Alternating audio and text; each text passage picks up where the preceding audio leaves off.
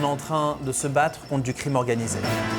Ils sont en train de concocter des malwares, des virus, des troyens, spécialement contre vous pour entrer dans vos systèmes. Je vais vous apprendre comment vous protéger contre les maladies digitalement transmissibles.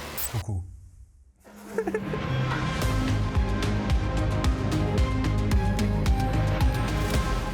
Un malware, c'est un code malveillant qui vient sur votre ordinateur et qui agit contre les intérêts de son utilisateur. Tous les virus font partie de la catégorie des malwares, mais pas tous les malwares sont des virus. Les tout premiers malwares étaient des virus, donc c'est rentré dans le jargon commun d'utiliser le terme virus à la place de malware. Un virus est un code malveillant sur un ordinateur, mais il en existe beaucoup d'autres. On a le cheval de Troie, on a des vers, on a des keyloggers qui enregistrent qu'on tape au clavier, et ainsi de suite. On différencie les différents malwares par la façon dont ils rentrent dans l'ordinateur, comment ils fonctionnent et quels sont leurs buts. Le ransomware, qui est devenu très connu en ce moment parce que les hackers et les crimes organisés l'utilisent systématiquement, a pour but de rentrer dans l'ordinateur et ensuite de crypter, de chiffrer tous les documents afin qu'ils soient plus accessibles à l'utilisateur.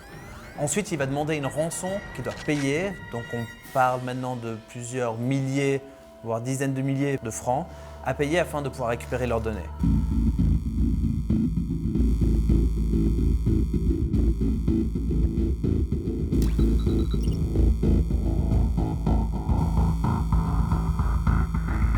Alors là, je viens de créer un malware. Ce malware, je l'ai camouflé comme un écran de veille.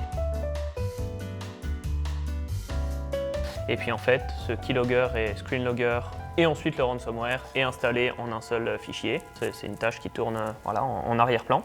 Et donc là, je suis en train de regarder. Donc cette victime voilà, est en train de écrire un mail.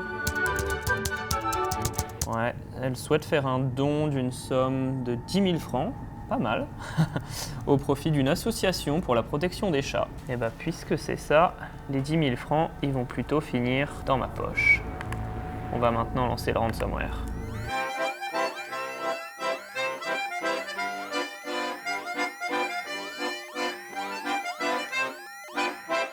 Donc maintenant, toute l'activité sur l'ordinateur de la victime a été bloquée. Tous les fichiers ont été cryptés et ça demande une rançon de 10 000 francs pour décrypter le tout.